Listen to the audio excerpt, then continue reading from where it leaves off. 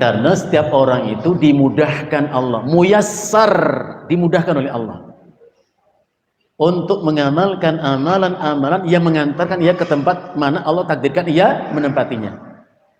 Amma man kana min ahli sa'adati,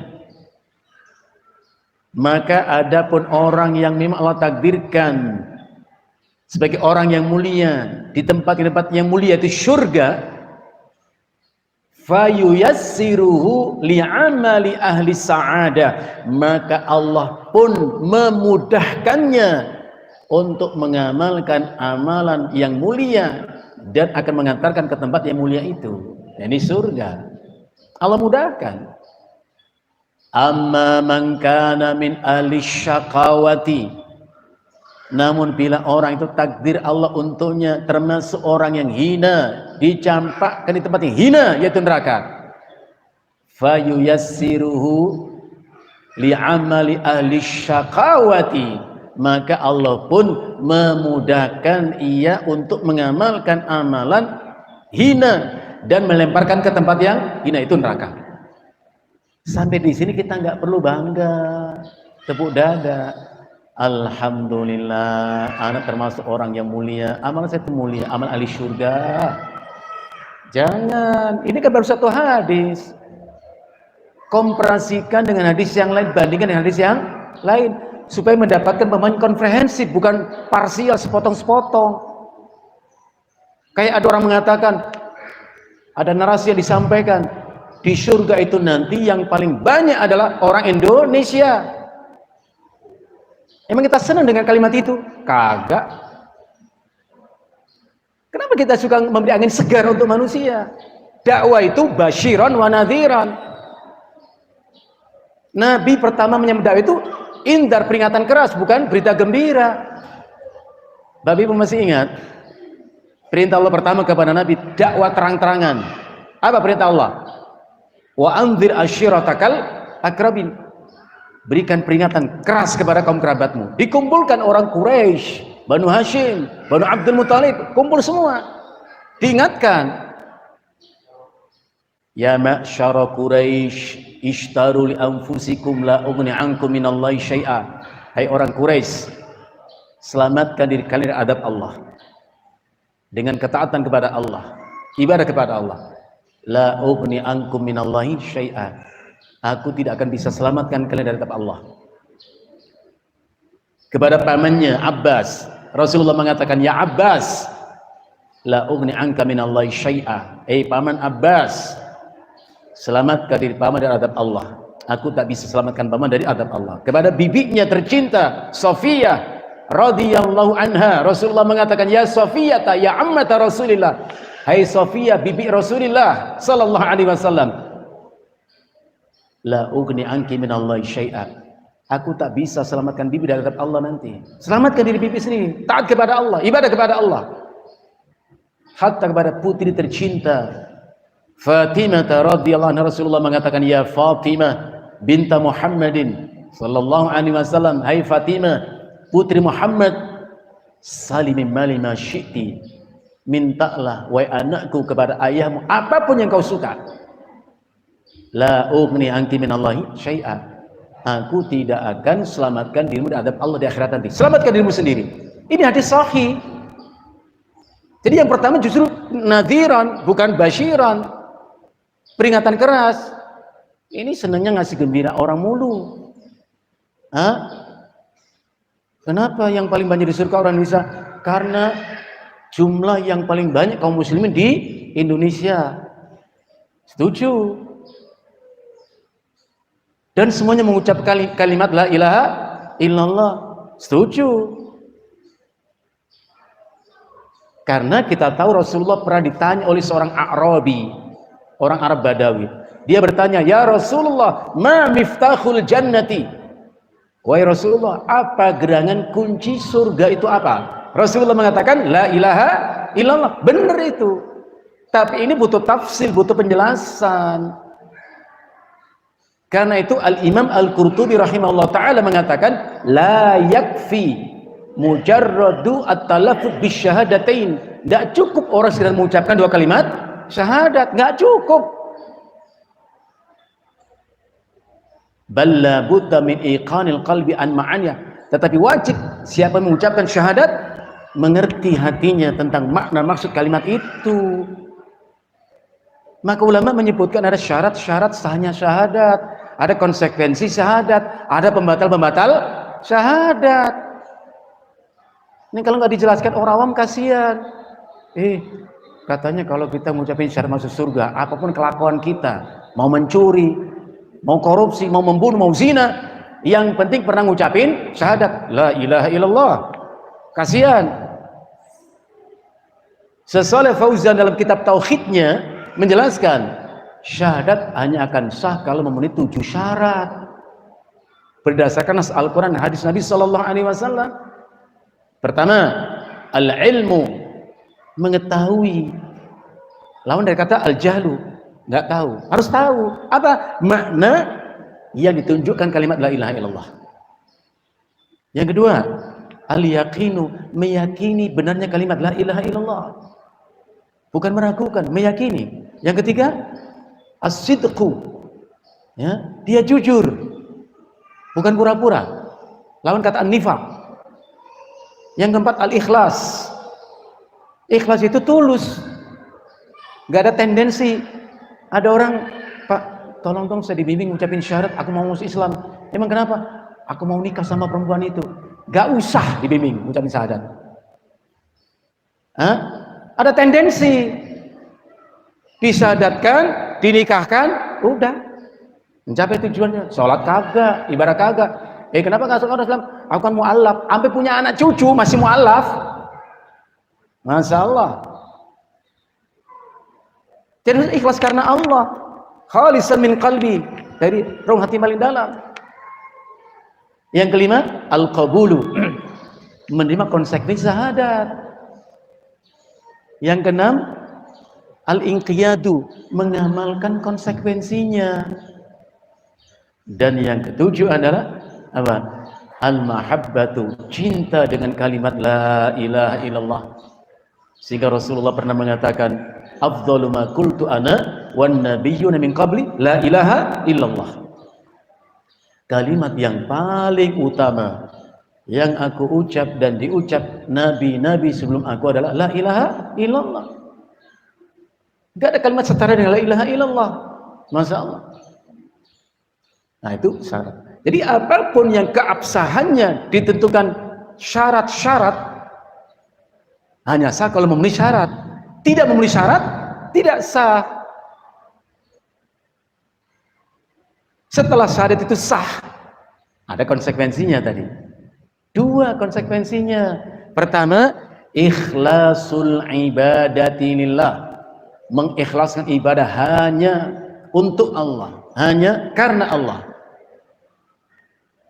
Cukup? Belum cukup. Yang kedua, wa nafyu syirki anhu, menafikan kesyirikan terhadap Allah. Ini konsekuensi. Yang ketiga, nggak kalah pentingnya, nawaqidus syahadat, pembatal syahadat. Salat ada syarat sahnya salat. Kalau rusak syaratnya, rusak salat. Puasa ada syaratnya, rusak itu syarat, ya sudah rusak. Jadi jangan diberi segar. Al-Imam Wahab bin Munabbih pernah ditanya, subhanallah, alaysa miftahu al-jannah la ilaha illallah. Imam Wahab bin Munabbih, bukankah kunci surga itu la ilaha illallah? Beliau menjawab, bala, benar, bahwa kunci masuk surga adalah la ilaha illallah. Tapi ingat, kata beliau, ma miftahun illa walahu asnanun. Kau mesti ingat, kata beliau, tidak satu kunci pun melainkan ada geriginya. Coba antum pinjam kontak motor temen, antum pakai buka motor antum, bisa masuk atau tidak? Nggak bisa, beda gerigi. Indahnya penjelasan ulama seperti ini yang perlu kita ambil ilmunya. Ma miftahun illa walahu asnanun, tak satu kunci pun melainkan ada geriginya. Idza ji'ta bimiftahin lahu asnanun futihalakal bab. Kalau kau datang membawa kunci yang ada geriginya, terbuka pintu untukmu. Tapi kalau kau datang sekedar membawa kunci, bahkan masih polosan, gak ada geriginya, gak akan kebuka pintu. Ini penjelasan yang harus kita pahami. Gak ujung-ujung ucapin syahadat, masuk surga, sholat kagak, ya Allah gitu. Jadi kita tuh ingin belajar. Bodoh iya, pengen berilmu, pengen ngerti, kok malah dibodoh-bodohin, kasihanlah. Ikhwani wa akhwati fillah. Jadi semuanya Allah mudahkan. Yang memang Allah takdirkan ahli surga dimudahkan dia amalan ahli surga. Itu sebaliknya. Kita nggak perlu tepuk dada dengan bangga. Masya Allah, tengok nih calon ahli surga ini, ahli ibadah. Wis, tar dulu. Ada hadis yang lain. Ini membuat kita sangat khawatir akan diri kita sendiri. Rasulullah mengatakan apa? Innar rajula la ya'malu bi'amali ahlil jannati fima yabdu linnas fa innahu min ahlin nar. Masya Allah. Gimana kita nggak takut? Rasul aja takut. Ustadz, memang ada dalil Rasulullah takut. Saya sebutkan. Aisyah radhiyallahu anha berkata, doa yang paling banyak diucap Nabi adalah ya muqallibal qulub tsabbit qalbi ala dinik. Ya Allah, engkaulah yang membolak-balikkan hati manusia, tetapkan hatiku di atas agamamu.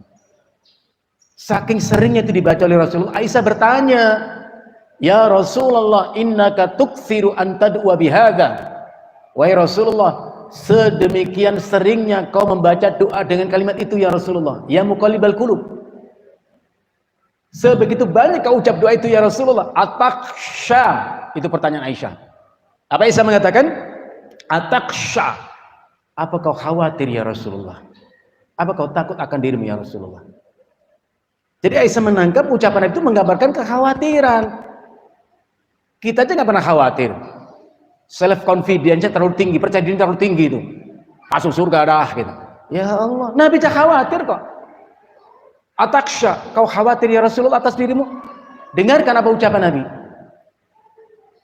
Ketika Aisyah bertanya, kau khawatir ya Rasulullah atas dirimu? Nabi mengatakan, wa ma yu'minuni ya Aisyah. Apa yang membuat aku meski merasa aman wahai Aisyah? Wa qulubul ibadi baina isba'aini min asabi'ir rahman. Sementara hati-hati kita manusia ada di antara dua jemari dari jari-jemari Allah yang Maha Pemurah. Yuqallibu kaifa yasha, yang Allah akan bolak-balikkan bagaimana dia suka. Idza syaa aqamahu, kalau Allah menghendaki Allah tegakkan hati di atas keimanan, tidak goyah sedikit pun. Sedasar apapun ujian dalam keimanan itu. Wa idza syaa azaghahu, namun bila Allah menghendaki Allah condongkan kepada kesesatan. Masya Allah. Rasul mengatakan, innar rajula la ya'malu bi'amali ahli jannah.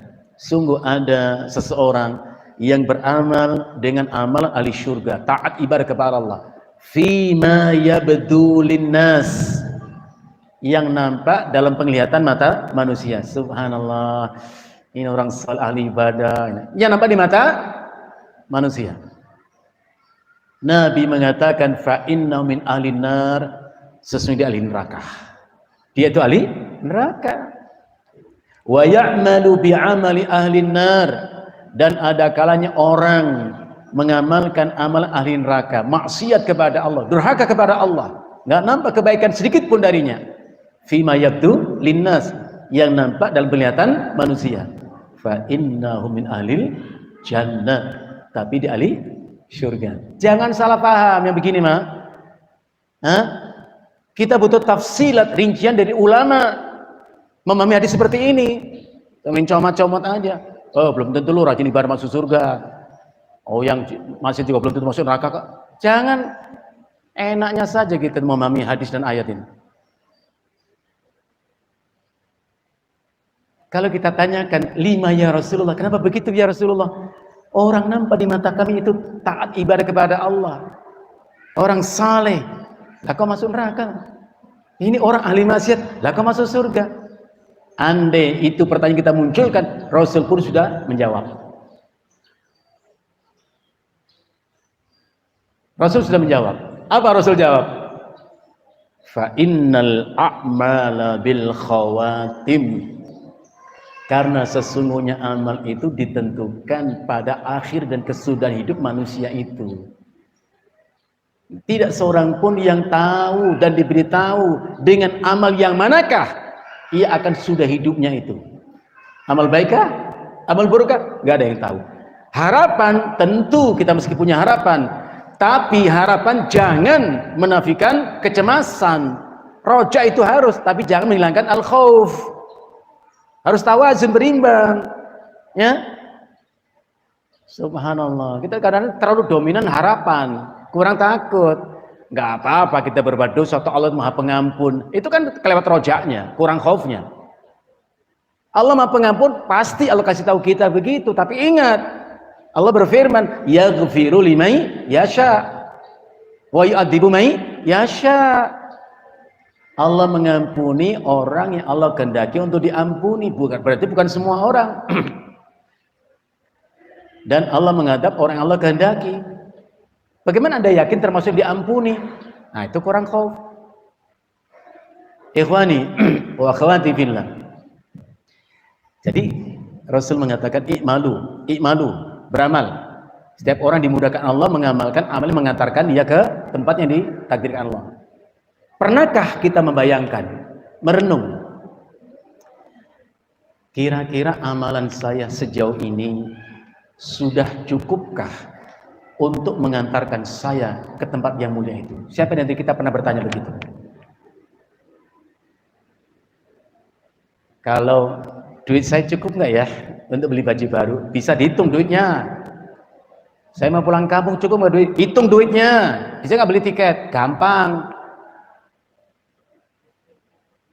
Pertanyaannya adalah, sudah cukupkah kiranya amal-amalku sejauh ini untuk mengantarkan aku ke tempat yang Allah takdirkan untuk di surga itu? Siapa yang pernah berpikir begitu? Insya Allah bisa antum berupa harapan atau ketidaktahuan. Ustaz, emang ada orang yang amalnya gak cukup? Ada. Bapak dan Ibu yang saya hormati, saya muliakan. Coba dengarkan ucapan Nabi ini. Dalam hadis yang diriwayatkan oleh Al-Imam Abu Dawud dalam kitab Sunannya, dari Ibrahim ibn Mahdi As-Sulmi radhiyallahu an. Ia terima hadis ini dari datuknya. Datuknya berkata, Sami'tu Rasulullah sallallahu alaihi wasallam yaqul. Saya pernah mendengar Rasulullah bersabda. Antum mendengarkan?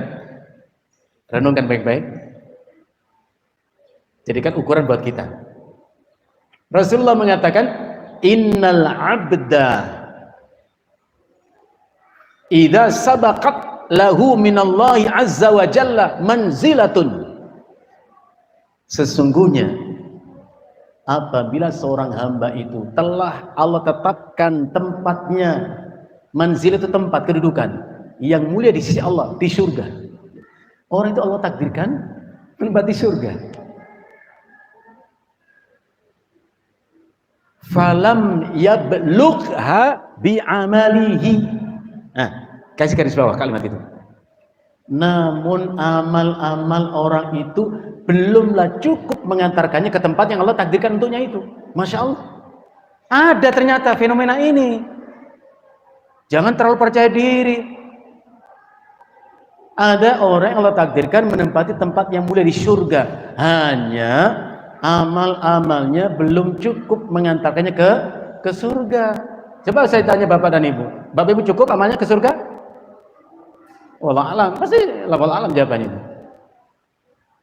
Kalau kita merasa kurang, ada effort usaha untuk menambah. Tapi kalau cukuplah, berarti berhenti kita, nggak ada usaha lagi. Maka ulama mengatakan kalau kita sehat, dominankan sifat khauf, bukan roja. Dominan karena sifat khauf. Karena sifat khauf itu yang bisa apa? Menahan kita berbuat maksiat. Bapak Ibu ingat tentunya doa Nabi, Allahumma qsim lana min khasyatika ma takhulu bainana wa baina ma'asik. Ya Allah, anugerahkan untuk kami sifat takut kepadamu yang menghalangi kami dari maksiat kepadamu. Jadi khauf, takut munculkan. Jangan rojak-rojak mulu, ya enggak? Ada amalan orang nggak cukup mengantarkan dia ke tempat yang Allah takdirkan. Masya Allah. Saya membacanya, saya mikir kok. Panjang saya mikir tuh, ya Allah, ya Allah. Apa yang terjadi ya kalau demikian? Takdirnya masuk surga, amalannya nggak cukup. Kelanjutan dari situ menarik untuk kita ambil pelajaran. Rasulullah mengatakan, fabtalahullahu fi jasadihi au fi malihi au fi waladihi. Karena amalnya nggak cukup untuk menempati tempat Allah tentunya itu, maka Allah menimpahkan untuknya bala, memberikan ujian berat, ditimpakan musibah kepada orang itu. Fi jasadihi, menimpa jasadnya, sakit, ya Allah, nggak sembuh-sembuh ya. Bukan satu dua, banyaknya numpuk di sini. Ya Allah. Au fi malihi, musibah berupa habisnya harta yang dimilikinya. Oh, dulu kayak sekarang nggak punya apa-apa. Au fi waladi, atau musibah menimpa anak-anak yang dicintainya, diwafatkan oleh Allah. Ini suasana yang membuat pilu dan sedih hati siapapun itu. Kalimat berikutnya apa? Fasabbarahullahu ala dzalik. Nah, ini penting. Kata kunci di sini. Sedahsyat apapun ujian itu, Allah memberinya kesabaran dalam melewati semua ujian tadi. Hatta yublighahu ilal manzilatil lati sabaqat lahu minallah. Sampai akhirnya dengan sabarnya orang itu menghadapi musibah tadi, Allah antarkan ke tempat mana Allah takdirkan untuknya. Pertanyaannya, kalaulah ini merupakan cara Allah untuk menambah yang kurang dari amal kita, ujian, cobaan yang berat itu tadi, perlukah kita mengeluh? Perlukah kita menjerit histeris karena musibah menimpa kita? Tentu tidak, bukan? Tidak. Dosa apa saya? Salah apa saya terlibat karena musibah? Nggak mungkin ngomong begitu kalau ngerti hadis ini. Itu cara Allah untuk menambah amal kita yang kurang. Al-Imam Ahmad Ibnu Hanbal rahimahullah dalam kitab Musnadnya menyebutkan satu hadis yang kita banyak belajar ya. Syarat dengan ilmu. Jadi kalau antum mencari inspirasi, nggak usah kemana-mana. Healing, bikin pusing. Baca hadis, baca ayat, terhibur hati kita. Jelas langkah hidup kita. Baca hadis itu penuh pelajaran, subhanallah. Termasuk hadis ini diterima satu riwayat dari Ummi Salamah radhiyallahu anha. Jadi membawa hadis ini siapa? Ummu Salamah radhiyallahu anha. Ummu Salamah berkata, Atani Abu Salamah yauman min indi Rasulillah sallallahu alaihi wasallam. Suamiku Abu Salamah, kata Ummu Salamah, pernah suatu hari datang menemui aku sepulang ia dari Rasulullah sallallahu alaihi wasallam. Wa qala, dan berkata kepadaku, laqad sami'tu min Rasulillah sallallahu alaihi wasallam qaulan surirtu bihi. Ummu Salamah, sungguh aku tadi mendengar satu kalimat yang diucap oleh Rasulullah sallallahu alaihi wasallam dan aku senang dengan kalimat itu. Aku senang kalimat itu. Bapak Ibu pernah nggak habis ngaji begini? Subhanallah, tadi aku dengar disebutkan ayat, aku senang dengan itu. Pernah gitu Bu, Bapak? Tadi dijelaskan hadis, ya Allah aku senang gitu. Sampai nyampe di rumah diceritain sama suaminya, sama anaknya. Ada yang begitu Pak? Habis ngaji mah pulang-pulang aja Pak ya. Ya Allah, nggak ada kesan apa-apa ya. Aku mendengar kalimat yang diucap Nabi SAW, aku senang dibuatnya. Apa sih yang diucapkan Nabi gitu? Abu Salamah mengatakan, Rasulullah mengatakan, la yusibu ahadan minal muslimina musibatun. Tidak ada suatu musibah apapun yang menimpa seorang di antara kaum muslimin, satu musibah apapun. Saya sering mengatakan, kalau kita membaca ayat atau hadis disebut isim itu nakiroh, nggak pakai alif lam, apa hikmahnya? Hikmahnya adalah yashmalul jami', meliputi semua jenis. Seperti firman Allah surat An-Nisa 59. Wa in tanaza'tum fi syai'in, bukan fi syai'i. Disebut nakiro. Kita harus jeli. Kalau kalian berselisih pendapat dalam satu urusan. Urusan apa? Semua urusan. Kenapa? Karena disebut secara nakiro. Ma asaba min musibatin, umum sifatnya, apapun jenis musibah. Termasuk ucapan Nabi tadi, la yusibu ahadan minal muslimina musibatun, tidak ada suatu musibah apapun yang menimpa seseorang dari kaum muslimin. Fayastarji'u, apa itu yastarji? Mengucap kalimat istirja'. Istirja itu kalimat inna lillahi wa inna ilaihi raji'un. Sesungguhnya kami milik Allah, kepada Allah kami kembali. Itu dijawab lisan kalau kena musibah. Cukup dengan lisan? Tidak. Hati harus mengerti, menyadari. Ucapkan kalimat inna lillah wa inna raji'un. Hati memahami bahwa musibah yang menimpaku ini mutlak karena kehendak Allah. Dari mana kita meyakini seperti itu? Surat At-Taghabun 11. Allah berfirman, ma asaba min musibatin illa biidznillah. Tidak ada suatu musibah apapun yang menimpa kecuali dengan izin Allah. Ibnu Abbas mengatakan biidznillah itu artinya bimasyiatihi wa qadarihi. Terjadi karena kehendak dan ketentuan Allah. Pertanyaan lagi-lagi, kalau Allah menghendaki musibah menimpa kita, bisa nggak dihindari? Bisa nggak dielak? Bisa nggak ditolak? Dalam hadis yang dikeluarkan Imam Ibnu Majah dalam kitab Sunannya, Rasulullah mengatakan, yaqulu ta'ala, Allah Ta'ala berfirman, ya Muhammad, kata Allah, hai Muhammad, inni idza qadaitu qada'an la yuraddu. Aku, kata Allah, kalau menentukan satu ketentuan, menetapkan satu ketetapan, la yuraddu, tidak bisa ditolak. Gak ada kekuatan siapapun yang bisa menolak kehendak Allah. Karena kehendak Allah itu mutlak. Bahkan Bapak Ibu, setiap usai sholat kita selalu dan suka mengucapkan kalimat Allahumma la mani'a lima a'taita.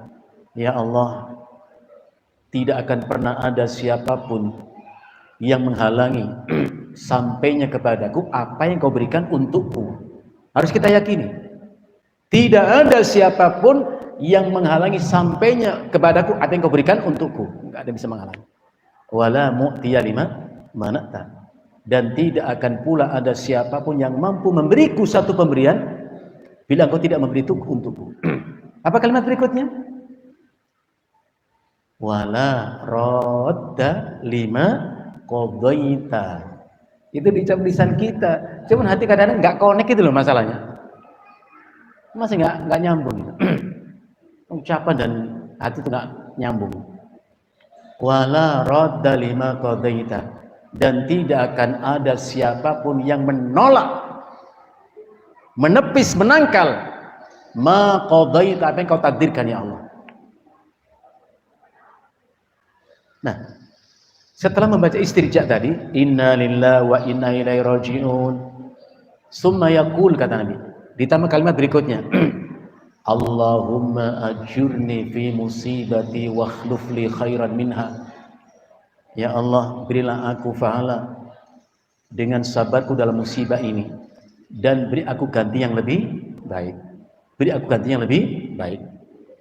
Kalau itu kita ucapkan, kita lakukan ketika tertimpa musibah, Rasulullah menjamin, illa ajarahullahu biha, Allah pasti akan memberinya pahala dengan sabarnya menghadapi musibah itu. Wa akhlafahu khairan minha, dan Allah beri ganti yang jauh lebih baik dari yang hilang darinya. Senang Abu Salamah, diajarkan kepada istrinya. Ummu Salamah senang, diapalkan itu doa. Kan nggak terlalu panjang, Ibu. Inna lillahi wa inna ilaihi raji'un, pendek kok. Allahumma ajurni fi musibati wa akhluf li khairan minha. Qaddarallah, tahun ketiga Hijriah, suami tercinta Abu Salamah wafat. Tentu wafatnya Abu Salamah meninggalkan duka yang sangat dalam di hati Ummu Salamah.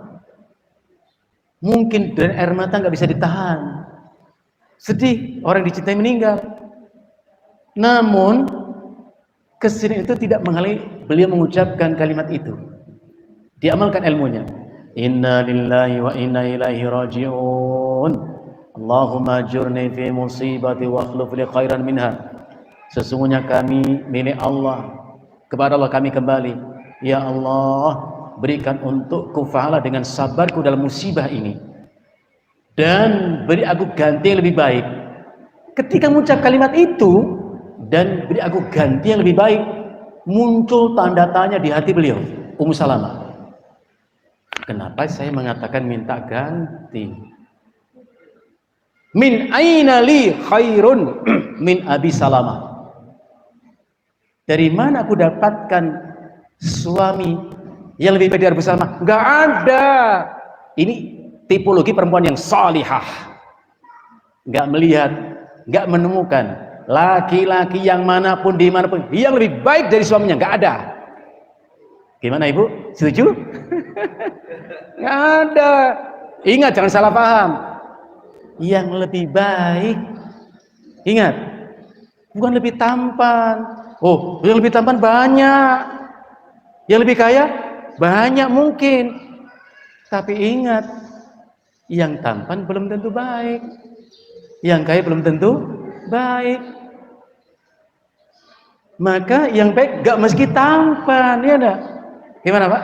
Setuju ya?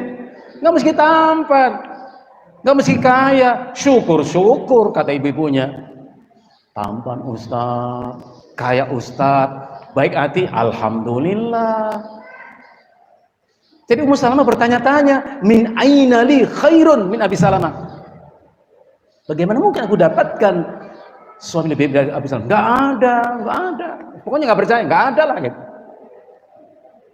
Dilewati masa-masa sedihnya itu 4 bulan 10 hari. Melakukan banyak kesibukan untuk sedikit meredahkan kesedihan hati itu. Karena enggak mudah seorang istri yang salihah kehilangan orang yang dicintai, enggak mudah. Maka perempuan ada masa iddahnya. Beda Bu sama laki-laki ibu yang enggak ada iddahnya. Hari ini tenda duka, besok tenda bahagia. Enggak apa-apa. Orang enggak ada tenda duka saja tenda bahagia berkali-kali. Subhanallah.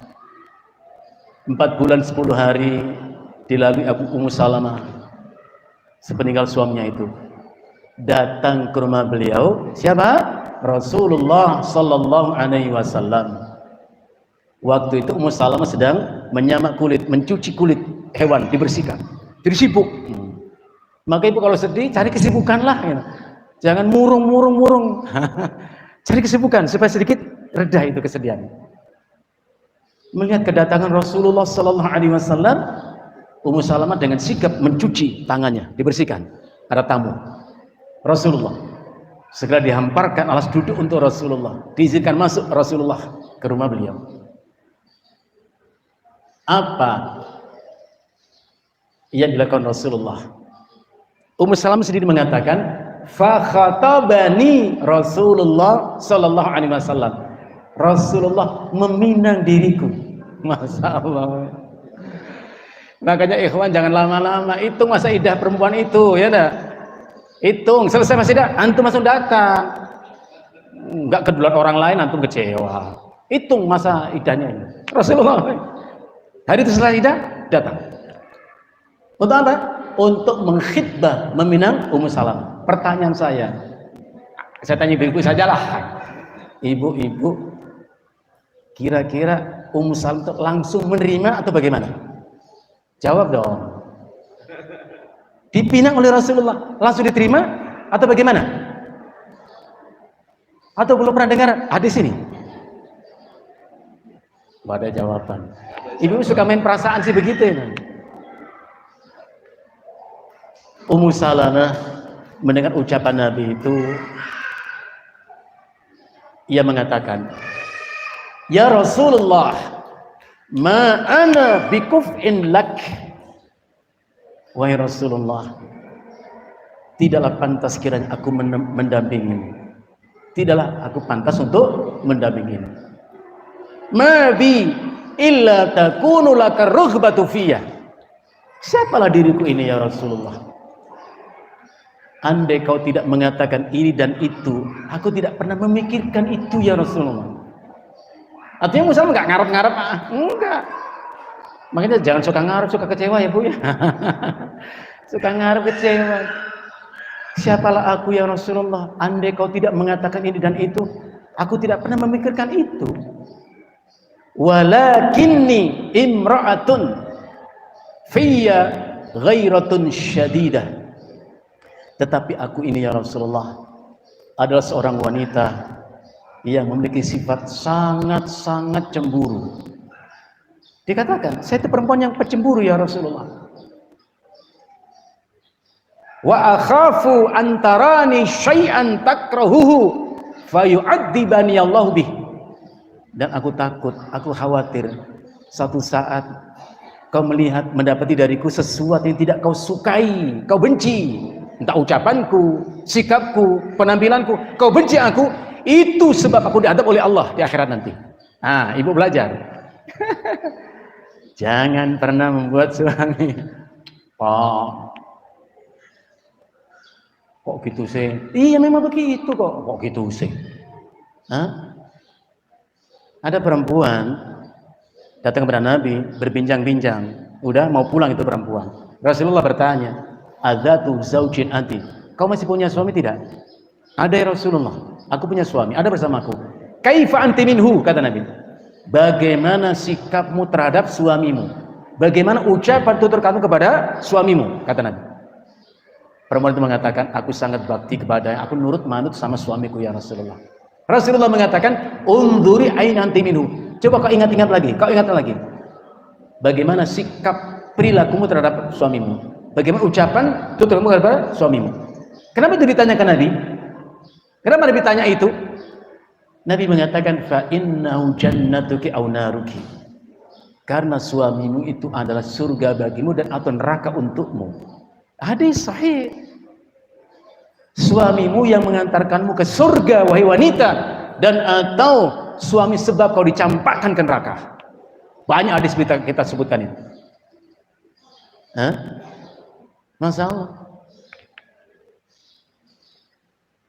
Aku takut kalau kau nanti mendapati dariku sesuatu yang kau tidak suka ya Rasulullah. Aku diadab Allah karena itu.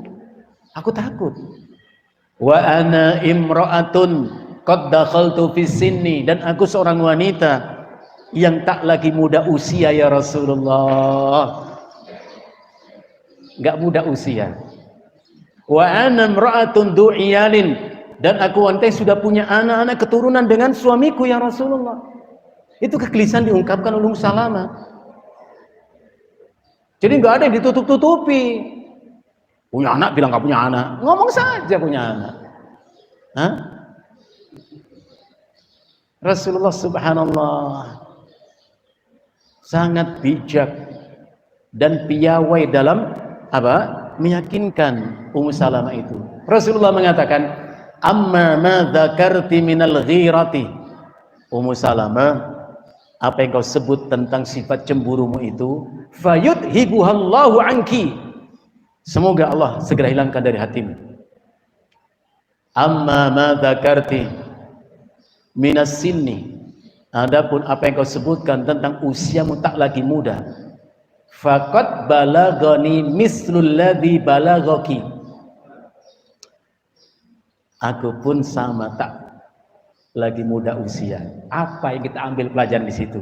Cinta membuat kita mampu dan rela menyamakan rasa. Mau nikah, kau suka apa? Aku suka makan tempe. Sama aku juga, padahal nggak suka tempe. Mencoba menyamakan. Aku juga suka makan tempe. Kalau Bobon apa ya? Saya suka melon. Sama, berarti kita sama. Macam-macam, disama-sama ini, padahal beda sesungguhnya. Jadi cinta itu membuat orang rela mengalah demi yang dicintainya, dan mengalah tidak berarti kalah, tapi bijaksana. Maka saya pesankan, setelah kita sudah Allah Ta'ala menikah, gara-gara kesamaan rasa, sekarang dijaga kesamaan rasa itu, jangan pisah. Dulu ngomongnya sama-sama suka tempe, sekarang nggak suka tempe, maunya tahu. Saya nggak suka tempe, saya nggak tahu. Nggak bisa, aku suka tempe, kamu suka tahu. Kenapa sih ribut? Urusan tak tahu tempe saja sih. Ngalah kenapa sih? Suami istri itu ngalah gitu loh. Urusan selera dong, ribut. Jadi sekarang sudah Allah menjadi suami, menjadi istri, tetap samakan, pelihara kesamaan rasa itu. Saling asik, asa dan asuh. Jaga itu supaya utuh rumah tangga. Dulu pintar menyamarkan rasa.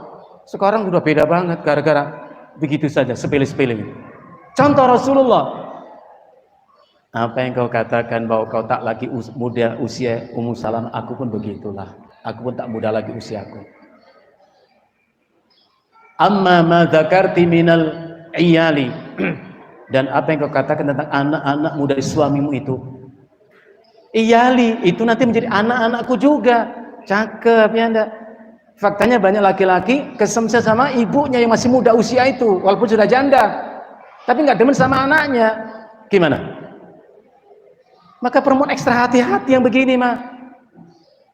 Aku mau nikah sama kamu, tapi nggak sanggup, anakmu banyak banget, 5 ya. Itu risiko, ikhwan. Hah? Jangan ambil risiko kalau nggak mampu menghadapi risiko itu. Nyekolahin, ngasih makanan. Ya berat, memang berat. Contoh Rasulullah, amma ma dzakarti minal iyal fa huwa iyali, apa yang kau katakan anak-anak itu pun nanti anakku. Masya Allah, mendengar kalimat itu yakinlah Ummu Salamah, sehingga mengatakan salamtu ya Rasul, aku menyerah ya Rasulullah, aku pasrah. Itu antum bisa nggak menundukkan hati perempuan? Ya, aku pasrah ya Rasulullah. Dinikahin oleh Rasulullah itu Ummu Salamah. Setelah menjadi istri Rasulullah, menjadi ummil mukminin,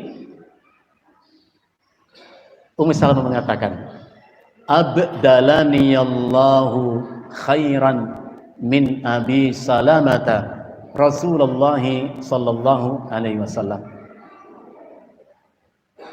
Sungguh Allah telah mengganti untukku suami yang lebih baik daripada suamiku Abu Salamah, yaitu Rasulullah sallallahu alaihi wasallam. Tidak berarti mengecilkan kebaikan suaminya, tidak. Memang Rasulullah jauh lebih baik. Pelajaran kita adalah itu tadi, untuk mendapatkan manzilah yang mulia di sisi Allah butuh amal. Sepakat. Bahkan ujung surat Al-Kahfi Allah mengatakan, faman kana yarju liqa'a rabbi falyamal, beramal saleh. Semua kita beramal saleh. Renungan kita, kalau masih kurang bagaimana ya? Mungkin selama ini kita nggak mikir kurang ya. Kalau kurang bagaimana? Takdirnya masuk surga, cuman amalnya nggak cukup ke surga. Dengan sifat Rahman Rahim Allah, Allah beri kita bala ujian yang berat buat kita. Dan Allah berikan kita kesabaran lebih. Maka saya suka mengatakan, jangan minta kepada Allah untuk tidak diuji. Bahkan sekedar minta diringankan ujian, nggak usah. Mintalah Allah kesabaran dan kesanggupan untuk melewati semua ujian itu. Kenapa? Karena Allah Maha tahu seberapa besarkah seberapa beratkah ujian untuk masing-masing kita. Allah tahu. Jadi kalau kita kena musibah, bersyukur. Ini cara Allah untuk menambah yang kurang dari amal-amalku. Karena itu Syekhul Islam Ahmad ibn Abdul Halim yang sering disebut Ibnu Taimiyah, beliau mengatakan, innal masaiba rahmatun wa nikmatun. Sungguh musibah itu adalah rahmat dan nikmat Allah. Bukan Allah menyengsarakan kita, bukan Allah menghinakan kita, bukan. Itu cara Allah. Kalau amal kita masih kurang. Kalau demikian, perlu kita mengeluh? Perlu kita menjerit? Tidak. Andai pun berat beban di hati ini, mengadulah hanya kepada Allah.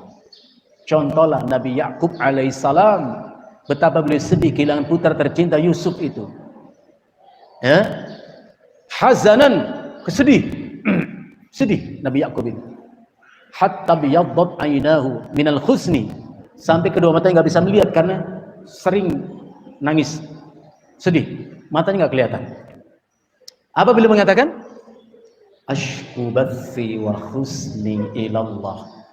Aku hanya mengadukan segala keluh kesahku, duka derita di hatiku. Kepada siapa? Ilallah, kepada Allah. Dan Allah memberikan farajan, jalan keluar yang indah. Akhirnya dipertemukan dengan putra tercinta Yusuf dan sudah menjadi seorang penguasa di Mesir itu. Luar biasa. Maka Rasulullah mengatakan, wa'lam, ketahuilah, anna fi sabri ala ma takrahu khairan kafiran, bahwa dalam sabarmu terhadap apa yang tidak kau sukai ada kebaikan untukmu. Fa innan nasra ma'as sabri, sesungguhnya pertolongan Allah itu dengan kesabaranmu. Wa innal faraja ma'al karbi, sesungguhnya kelapangan itu datang bersama kesempitan. Wa inna ma'al usri yusra, kan Nabi. Sungguh ada bersama kesulitan itu kemudahan. Sementara ini Bapak Ibu yang bisa kita antarkan renungan kita untuk bisa menjalani hidup ini dengan selalu kuat sandar harap kita kepada Allah. Apapun yang menimpa kita, yakinkan diri kita itu tidak luput daripada kehendak dan ketentuan Allah. Kalaupun kita meski mengeluh, berkeluh kesal kepada Allah. Nas'alullah al-afwa wal-afiyah. Sallallahu ala nabiyyina Muhammadin wa ala alihi wa sahbihi wasallam. Nah, barakallahu fiik. Allah memang tidak pernah menjanjikan bahwa hidup itu mudah. Yang Allah janjikan adalah bahwa di balik setiap kesulitan ada kemudahan. Saya ulang lagi, Allah tidak pernah menjanjikan hidup itu mudah. Yang Allah janjikan adalah bahwa selalu ada bersama kesulitan itu kemudahan. Artinya kalau kita masih sulit, sabar, terus berikhtiar. Memang suratan takdir kita manusia lahir itu dalam keadaan menangis. Malah kalau menangis ditepuk-tepuk sama bidan supaya nangis kok. Suratan takdir manusia lahir dalam keadaan menangis. Tapi ingat, bukan suratan takdir kita untuk terus menerus menangis sepanjang hayat kita, tidak. Kita mesti yakin di balik isak tangis kita itu ada senyum bahagia. Pasti itu janji Allah kok. Kuncinya sabar. Ya. Makanya Sa'usan rahimahullah ta'ala dalam syarah kitab Riyadhus Shalihinnya beliau menjelaskan, orang yang kena musibah itu 4 sikapnya. Ada 4 sikap manusia. Pertama, orang itu menyikapi musibah dengan tasakhut namanya. Tasakhut itu benci. Nggak terima dia. Ya, dia teriak-teriak histeris. Dijambak-jambak itu rambutnya, tampar-tampar pipi, dirobek bajunya, pingsan. Itu namanya as-sukhtu, tasakhut, benci. Orang seperti ini 2 kali kena musibah. Musibah pertama yang menimpa dirinya, musibah yang kedua hilang kesempatan mendapat pahala dengan sabar. Ada pepatah bijak mengatakan ulama, alal faiti afatun wa alal mutawaqqi'i sakhafatun. Ibu baik-baik dengarkan. Camkan ketika belajar. Saya juga belajar, saya juga belajar. Kalau baca ilmu bisa dibaca, belajar tatbiknya itu harus diusahakan. Tatbik itu mengamalkan. Ada nasihat ulama kita, alal fa'iti afatun wa alal mutawaqqi'i sakhafatun. Apa yang telah hilang dan pergi tak akan pernah kembali, walaupun menyisahkan duka di hati. Dan apa yang Allah takdirkan terjadi pun kita tidak mampu untuk menghindari. Lantas apa kita harus larut dalam kesedihan? Yang hilang dari kita nggak akan kembali lagi. Ya, walaupun ada sedih di hati, segera dinetralisir kesedihan itu. Dengan apa? Dengan ridho, sabar kepada Allah. Dan apa yang Allah takdirkan terjadi nggak bisa kita hindari. Yang pertama tasahud, benci dia, rugi 2 kali dia. Yang kedua disikapi dengan sabar. Sabar itu apa? Al-Imam Ibnu Qayyim rahimahullah ta'ala mengatakan as-sabru habsun nafsi anid dajari wa habsul lisan anid tasyakki. Itu kata Ibnu Qayyim rahimahullah. Apa itu sabar? Menahan diri, menahan hati untuk tidak gelisah secara berlebih. Kalau gelisah wajar, atau semua manusia pasti gelisah, tapi nggak berlebihan dalam kegelisahan, nggak berlarut-larut dalam kesedihan. Wa habsul lisan an tasyakki, menahan lisan daripada berkeluh kesah. Maka ketika Rasulullah sedih, putra beliau meninggal, Ibrahim umur 16 bulan, kata Aisyah. Apa Rasulullah mengatakan? Al-ainu tadma wal qalbu yahzan. Air mata berlinang ketika hati bersedih. Wala naqulu illa ma yardha rabbuna. Dan kami dalam musibah ini tidak mengatakan apapun kecuali Allah ridhoi. Istirja tadi. Wa inna la bi dhahabika ya Ibrahim la mahzunun. Wahai anakku Ibrahim, sungguh dengan kepergianmu aku sedih. Nabi sedih. Jadi sabar itu masih nampak kesedihan, tapi nggak berlebihan. Yang kedua. Yang ketiga, menyikapi musibah dengan ridho, lebih tinggi derajatnya. Apa indikatornya? Orang itu mampu merasakan samanya rasa antara mendapatkan sesuatu dan kehilangan sesuatu. Sama. Ibu pasti tanya, Ustaz, gimana cara mempunyai sifat itu? Yaitu dengan meyakini bahwa yang kita dapatkan itu dari Allah, yang hilang dari kita pun ketentuan Allah. Dengan bahasa Nabi, beliau mengatakan, Inna lillahi ma akhada wa lahu ma a'ta. Sungguh milik Allah apa yang diambil darimu, karena milik Allah pun apa yang diberikan untukmu. Imam Nawawi menjelaskan ucapan Nabi yang pendek ini tadi. Inna lillahi ma akhada wa lahu ma a'ta. Milik Allah apa yang diambil darimu, karena milik Allah apa yang diberikan untukmu. Imam Nawawi mengatakan Allah tidak pernah mengambil apapun yang itu milik kita. Kenapa? Karena kita tidak pernah memiliki apa-apa. Masya Allah. Jadi kita butuh penjelasan ulama seperti ini. Apapun yang milik kita hari ini, rumah, harta, kendaraan, anak, suami, istri, itu anugerah Allah untuk kita. Harta, ambil manfaat. Jadi Allah hanya memberi kita hak untuk mengambil manfaat, bukan hak untuk memiliki. Maka Ibnu Taimiyah mengatakan orang yang cerdas semestinya memanfaatkan dunianya, hartanya, seperti memanfaatkan keledai miliknya. Keledai miliknya, untuk apa keledai itu? Dinaiki. Bapak punya motor baru, ibu punya motor baru. Motor itu kendaraan untuk dikendari, dituntun. Kok gak dinaiki? Saya masih baru. Loh, memang untuk dikendarai itu motor itu. Jadi samakan rasa.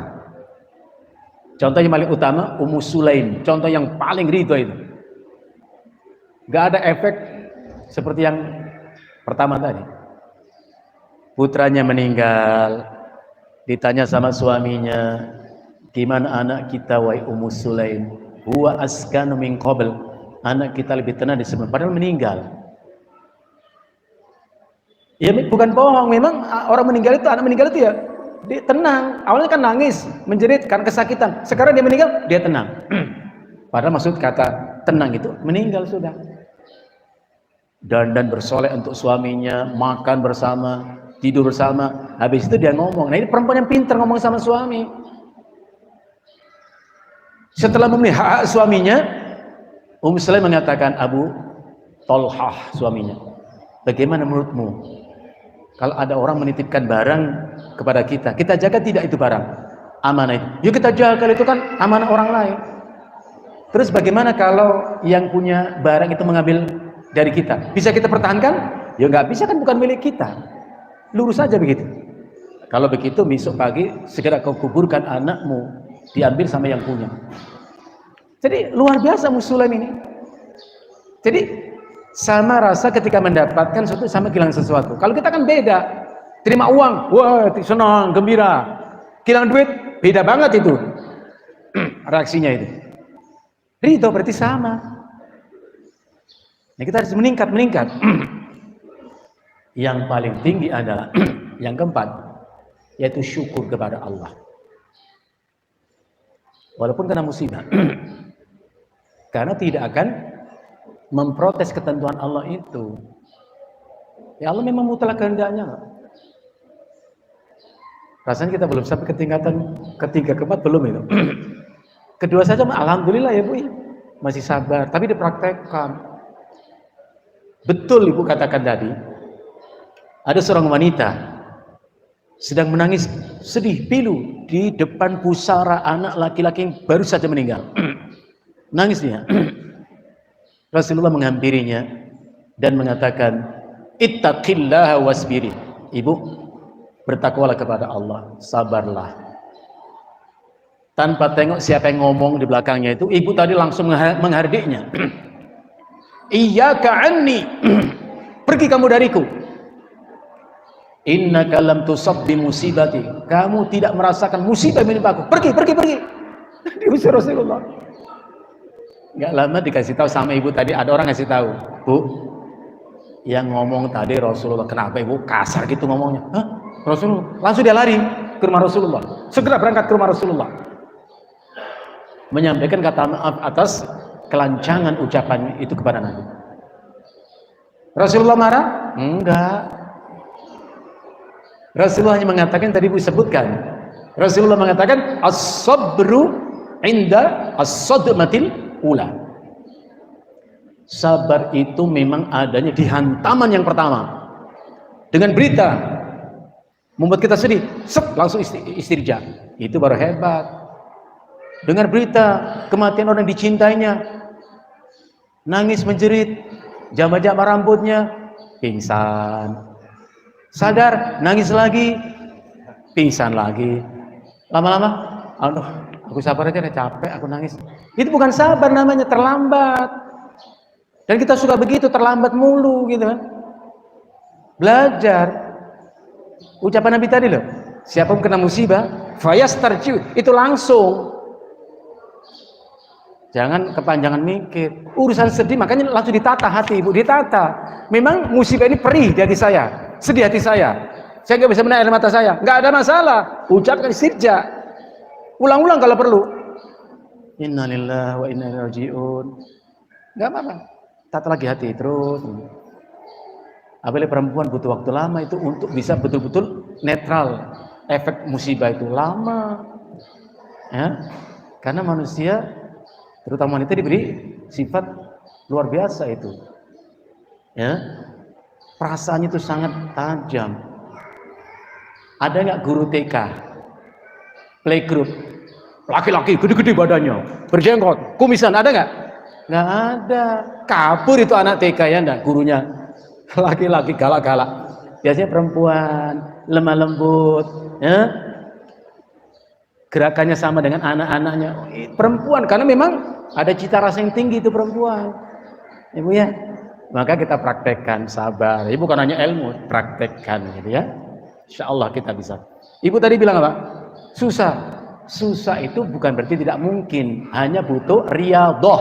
Riyadhah itu pelatihan, membiasakan. Sekecil apapun musibah, kembalikan kepada Allah. Ya, insya Allah kita bisa. Wallahu a'lam bishawab.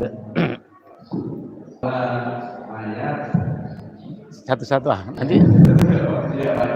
nanti disebutkan keempat, saya lupa yang pertama malah. Satu-satu aja. Apa tadi yang pertama? Roja.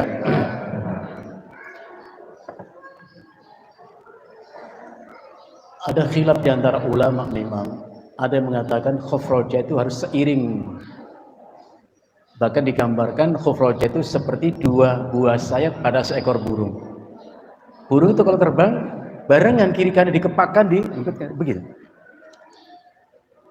Tapi ada yang mengatakan kalau orang itu sehat, dominankan sifat khauf. Tadi dalilnya sudah kita sebutkan. Tapi kalau kita sudah lemah, tidak berdaya, munculkan banyak roja, berharap. Itu pendapat ulama. Rasulullah pernah Bapak Ibu menjenguk seorang pemuda yang sedang sakit parah. Rasulullah bertanya kepadanya, "Kaifa tajidu nafsaka?" Apa yang kau rasakan di saat seperti ini? Laki-laki itu mengatakan, "Ya Rasulullah, akhafu dhunubi wa arju rahmata Rabbi." Aku takut akan dosa-dosaku ya Rasulullah, namun aku mengharap rahmat Allah untukku. Udah sakit parah. Akhirnya Rasulullah mengatakan, tidaklah terkumpul di hati seseorang dalam keadaan seperti ini dua sifat itu, khauf dan roja, illa ammanahullahu mimma yakhafu, melainkan Allah amankan, selamatkan apa yang ditakutkan itu, wa a'tahu fima yarjuhu, dan Allah beri apa yang diharapkan itu. Jadi memang ada khilaf di antara ulama tentang kapan. Yang penting dua-duanya adalah itu. Tapi kalau itu tadi saya beri contoh, kalau rojak dominan itu tadi ngentengin itu. Tapi kalau khauf dominan lebih bagus. Sebaliknya kalau sudah parah sakitnya, ya nggak apa-apa. Dan itu memang doa Nabi mengucapkan la ba'sa tahurun insyaallah. Bukan, karena sakit itu proses cleansing, pembersihan dosa. Tidak seorang pun, kata Nabi, tertimpa musibah, kesedihan, hatta menancap di tubuhnya, itu menghapuskan dosa-dosanya seperti ranting pohon menggugurkan daun-daunannya. Bersih. Walaupun kalimat itu, kata Nabi, tidak menghalau takdir Allah. Habis ngomong la ba'sa tahurun insyaallah, mati dia. Memang gak ngaruh apa-apa ucapan kita itu. Minimal memberikan sugesti orang itu, menghadirkan tibun nafsi, rasa senang. Sakit apa, Dum? Subhanallah, dasar saya sesak. Nggak apa-apa, insya Allah ada obatnya Pak, nanti kita bantu. Orang itu senang. Coba kita balik, apa yang kau rasakan? Dadaku sesak. Oh, tetangga saya kemarin 2 jam mati habis itu. Ini nggak sampai 2 jam, 1 jam kemudian mati dia. Jadi kalau kita iyadatul marid, menjenguk orang sakit itu tatyibun nafsi, harus digembirakan. Sehingga muncul autosugesti, orang itu tersugesti dirinya.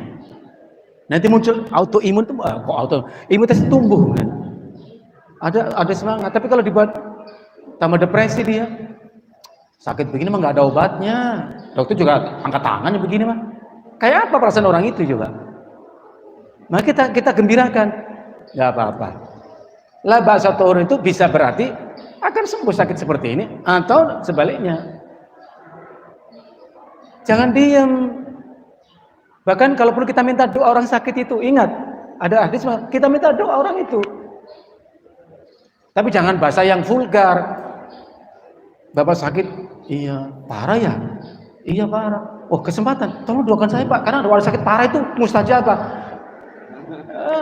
Dia malah ngamuk dia. Emang saya mau sakit Pak. Artinya saya doakan Allah memberikan kesembuhan untuk Bapak, syafakumullahu ajilan syifaan al-sarma, dan Bapak jangan doakan saya juga. Itu kita selipkan saja. Ya, jangan vulgar begitu orang. Ibu orang miskin, Bapak orang miskin ya? Iya. Doa orang miskin itu mustajabah. Mau Bapak miskin doakan saya. Sombong ya enggak? Jangan begitu. Apa kalimat berikutnya? Yang kedua, Ada doanya Pak. Masya Allah panjang banget. Saat doa untuk orang sakit kita mendoakan la ba'sa dan sebagainya. Tadi sudah kita jawab. Dalam doa mayat wa abdilha khairan apa ini? Akan mendapat ganti yang Iya. tadi.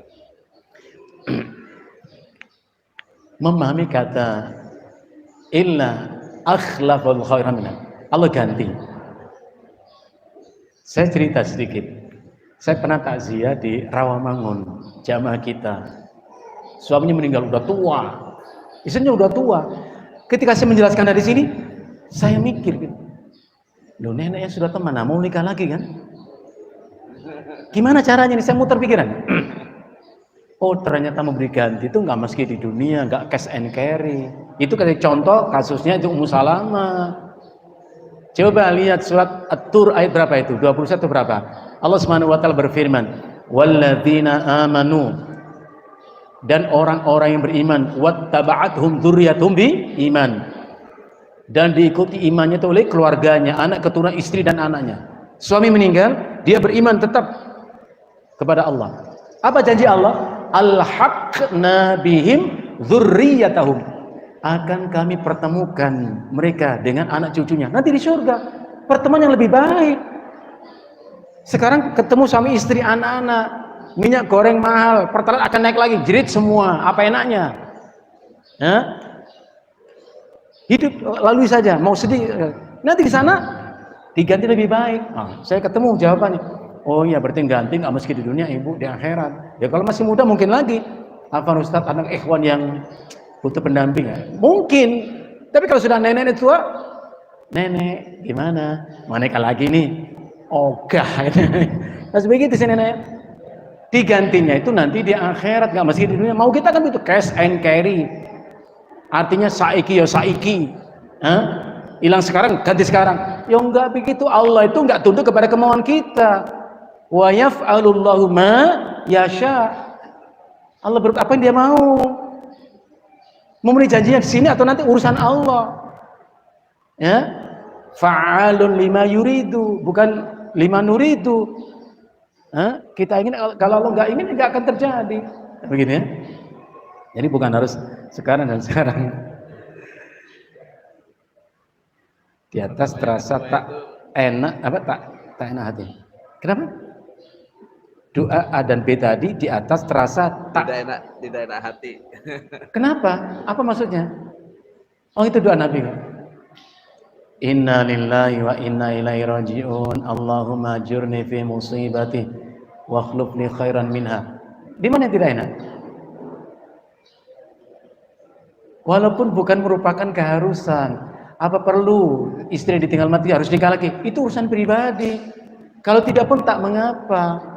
Tapi perlu diingat, berdua lebih maslahat ketimbang sendiri. Abdullah bin Mas'ud mengatakan, andai ku tahu pasti esok hari akan kiamat, sekarang hari ini ada waktu saya aku menikah hari ini, walaupun besoknya kiamat. Saking manfaatnya menikah. Nah sekarang perempuan single parent sendiri, repot nggak? Dia harus mengajarkan nafkah untuk dirinya, anak-anaknya. Kalau ada suami kan bisa membantu, dia tulang punggung dia menjadi nafkah. Tapi saya nggak ketemu laki yang baik. Ya Ummu Salamah juga begitu ngomongnya. Mana ada lebih baik dari suami? Nggak ada. Wallahu a'lam bishawab. Kenapa nggak enak-enak aja lah Bu? Suami istri harus berusaha satu rasa. Betul, usahakan sama. Dulu kan menyamakan rasa, ketemu di atas pelaminan kita ya. Kalau sudah menikah, jaga itu perasaan. Saya sarankan jaga. Caranya saling mengalah. Karena ngalah tidak berarti kalah, tapi bijaksana. Bolehkah istri berkeputusan tidak mau ikut hadir tiap kondangan jika suami maunya menulis nama saat menyumbang? Ibu masalah kan kecil banget ibu, ya Allah. Nah ini contoh tahu tempe tadi begini ini. Kata istri kan sudah ngaji, amal itu ikhlas. Abi nggak usah pakai tulis-tulisan begitu, kasih aja. Kan Allah mengatakan la tamnun wala tasta, fala tamnun fastaksir. kalau kau memberi jangan minta pengaruh. Ditulis nama kita supaya nanti kalau kita punya hajat dia balikin. Istrinya bener, ya cuman kan ya ingatkan saja lah. Sunnah sih nggak begitu, ngasih mah ngasih aja, nggak usah ngarep kembali, apalagi lebih banyak. Ya jangan sampai ngadat lah Bu, masa nggak jadi berangkat sih Bu? Ya Allah, kasihan banget. Karena istri terbebani sudah dakwah di lingkungan, bila menyumbang itu ikhlas. Betul, saya menangkap ini. Kami, tradisi kami maaf ya, orang Jawa, kami kan orang Jawa ini, saya lah. Saya punya hajat itu, wah amplop masuk. Selesai hajatan, amplop satu, Bapak Fulan, berapa duitnya? 200.000. Saya tulis di situ. Yang nggak ada namanya paling isinya 2.000, memang numpang makan ya. Ada isinya 2.000 numpang makan, nggak apa-apa. Kita prasmanan itu ikhlas, ngajak orang makan, ya. Bukan karena transaksi seperti ini. Udah, Fulan 200.000. 5-10 tahun kemudian dia punya hajat. Saya tengok catatan saya, 200.000. Saya balikin 200.000 10 tahun lalu beda dengan sekarang. Nggak ada apa-apa, 200.000 dulu dibanding sekarang. Antum masih bayar 200.000. Tega banget ya. Jadi betul pertanyaan ini, memberi mah ikhlas, memberi semampu kita, ya. Liyun fikdu sa'atin min sa'ati, yang punya kelapangan rezeki beri kelapangan rezeki lebih banyak, nyumbang banyak. Wa man qudira 'alaihi rizqu, yang rezekinya sempit ya nggak apa-apa, sedikit punya sedikit. Orang memberi itu hanya yang dia punya, jangan dituntut. Ini ngasih berasnya doang Ibu, nggak ada lauknya, nggak ada. Ya Allah, jangan. Nggak memberi juga nggak apa-apa. Makanya kalau kau mau punya hajat, siapkan anggaran pure untuk walimah. Mengamalkan sabda Nabi, aulimu walau bisyatin, adakan walimah walaupun dengan potong seekor kambing, ajak orang makan, udah free, udah nggak ada mikir-mikir situ ngasih berapa, mas berapa, nggak usah, nggak dikasih nggak apa-apa, ya. Nah, kita kan transaksional semua, dicatat siapa yang hadir, nanti ada catatan berikutnya berapa jumlah, nggak usah, betul, tapi ya jangan sampai nggak ikut lah Bu, ya dinasihati suaminya. Kan masa suami nggak ikut ngaji Bu, besok aja ngaji dah itu, kalau ngaji lagi. Dosa ke istri berkebutuhan seperti itu. Saya khawatirnya itu menyebabkan kehilangan ketatan istri kepada suami, walaupun untuk perkara yang mukhtalaf ya, masih diperselisihkan. Artinya nggak haram mutlak, hanya menunjukkan kurangnya iman orang itu gitu ya. Dia nggak sampai menghilangkan orang itu kafir gara-gara nulis amplop di, kan enggak, hanya nggak sunnah saja, nggak begitu semestinya. Dinasehati, ya. Jadi nyebutkan, Mas sekali lagi kalau kondangan masih pakai tulis lagi, aku minta cerai, wah ekstrim lagi nih, janganlah, ya udah. Maka suami harus mengikuti itu tadi, saling ngalah tadi Pak. Apa sih susahnya begitu aja? Udah kalau gitu Umi yang ngamplopin, ya udah biarin saja, nggak repot-repot, ya. Itu kira-kira, mudah-mudahan bermanfaat. Padahal suami jawab berbuat begitu karena belum siap dengan lingkungan dan sebagainya. Ini masalah juga, banyak kita mengatakan, Umi nanti apa kata orang, Mama gimana kata tetangga kalau kita begitu. Kita masih suka mengatakan apa kata orang, kata tetangga. Kenapa nggak mengatakan apa kata Allah? Apa kata Allah? Takut dicela oleh manusia, nggak takut dicela dina oleh Allah di akhirat itu. Memang butuh waktu Ibu, butuh pengkondisian. Selama masalahnya tidak sampai ya antara hak dan batil, hanya sekedar ya begitu, ya sudahlah, kita saling mengingatkan. Tetap Ibu sampaikan kepada suami, sampaikan. Ini amalan tidak sebaiknya kita lakukan ini. Ya. Kecuali kalau suami nggak sholat, ya boleh minta cerai kalau suami nggak sholat. Boleh. Ada orang mengatakan Ustadz bolehnya minta cerai kalau urusan syar'i. Nggak juga sih sesungguhnya. Karena Jamilah, istri daripada Sabit bin Qais, minta cerai bukan karena urusan ibadah. Dalam hadis itu, dia bilang sama Nabi, ya Rasulullah, ma'atibu Qaisan. Aku nggak pernah mencela suami Qais. dalam urusan ibadah, urusan akhlaknya, dia orang yang baik. Walakin akrahul kufra ba'dal Islam. Aku nggak mau kufur setelah aku Islam. Aku benci sama suamiku. Bahkan kalau bukan karena takut kepada Allah, aku ludahi itu suamiku. Itu ucapan ia kepada Nabi. Saya mencari rujukan literasi. Apa sih menyebabkan Jamil kok benci banget sama suaminya? Sampai mau diludahi kalau mungkin, kalau nggak takut sama Allah. Ibnu Abbas mengatakan, karena Sabit bin Qais dzamimal wajhi. Oh, ternyata Qais bin Sabit itu laki-laki nggak tampan rupanya, wajahnya. Ceritanya pernah ngumpulkan teman-temannya ke rumahnya, ditengok sama istri di balik tirai. Wis ganteng-ganteng semua. Istriku suamiku malah nggak ganteng. Muncul rasa kecewa. Itu sebabnya. Maka Rasulullah bertanya kepada Jamilah, Jamilah, ataruddina hadiqatahu, kamu mau nggak balikin kebunnya dijadikan mas kawin nikah dengannya? Mau ya Rasulullah, kalbu saya tambah. Ini perempuan kalau kelewat cantik, kelewat kaya begini, ngeselin juga. Suami kalau dibawa istri ekonominya, siap-siap.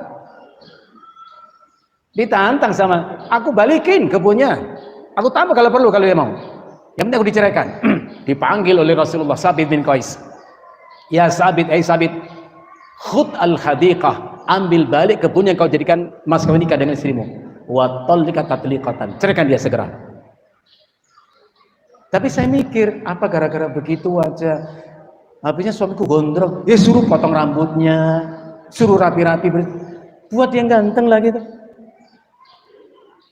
Ibnu Abbas mengatakan, ana uhibbu an atazayyana li imraati. Ini kata Ibnu Abbas, saya senang berdandan rapi bersih wangi untuk istriku. Kama uhibbu an tatazayyana li, seperti aku juga senang ingin ia dandan untukku. Jadi saling. Istrinya suruh cantik bak bidadari dari surga. Itu siapa ini? Hah? Suaminya ganteng bersih rapi wangi. Ya Allah, kumus-kumus baru keluar dari dapur bau asap. Dandan dong. Begitu caranya. Wallahu a'lam bishawab. Cukup kan? Memang seperti itu adanya, bahwa seorang wanita nanti di surga itu bersama lelaki suami yang terakhir menikah dengannya. Artinya Ummu Salamah tidak lagi nanti bersama Abu Salamah di surga itu. Kalaupun mereka di surga pun tidak akan bersama, tapi dengan Rasulullah. Karena itu satu di antara istri Nabi namanya Saudah binti Zam'ah radhiyallahu anha. Nabi pernah berkeinginan untuk menceraikan ia. Pernah menceraikan, ingin menceraikan. Saudah mengatakan apa? Jangan kau ceraikan aku ya Rasulullah. Sungguh aku tak lagi menginginkan darimu apa yang diinginkan oleh istri-istrimu yang lain. Saudah sudah tua. Jadi nggak ngarepin seperti istri yang muda-muda itu, enggak.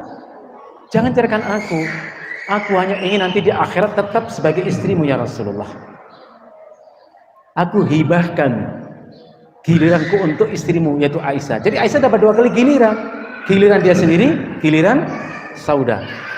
Itu hadis. Jangan kita nanti menilai salah. Rasulullah segitunya. Enggak. Ya.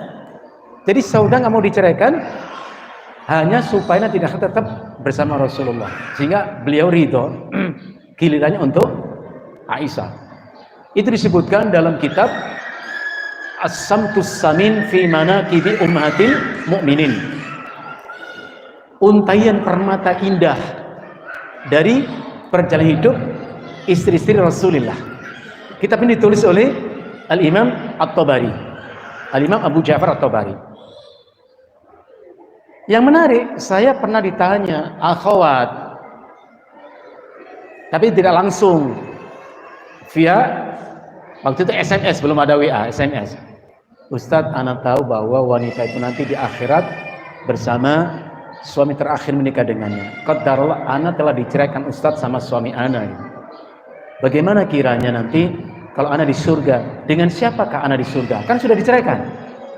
Saya nggak paham apa pertanyaan itu, kontennya adalah maksudnya Ustadz, boy aku dibantu nyari suami atau apa, saya nggak paham. Saya nggak paham, memang laki-laki kan kurang perasaan, Pak. Nggak tajam perasaannya. Saya hanya sepintas mengatakan, pastikan sajalah Anda masuk surga dengan iman dan amal saleh. Percayalah, tidak akan pernah mungkin Allah sia-siakan, kecewakan Allah di surga itu. Mana dalil saya sampaikan? Baca saya bilang surat Qaf. Allah berfirman, lahum ma yasha'una fiha wa ladaina mazid. Untuk mereka di surga itu apapun yang mereka inginkan, umum sifatnya. Ya? Nabi ditanya, ya Rasul, aku senang onta, senang piara onta. Emang di surga itu ada onta enggak ya? Itu jawabannya. Di surga itu apapun yang mereka inginkan. Apa masih kepikiran punya onta kalau di surga? Harus ngarit lagi, nyari rumput lagi. Masya Allah. Wong di surga itu Allah katakan kepada mereka, is'alu, mintalah. Apa yang ingin kalian minta? Ya Rabb, apalagi yang ingin kami minta, semua kau berikan kepada kami kenikmatan itu. Gak bisa minta lagi dia di surga itu, saking nikmatnya. Tamannau, berangan-anganlah. Gak bisa.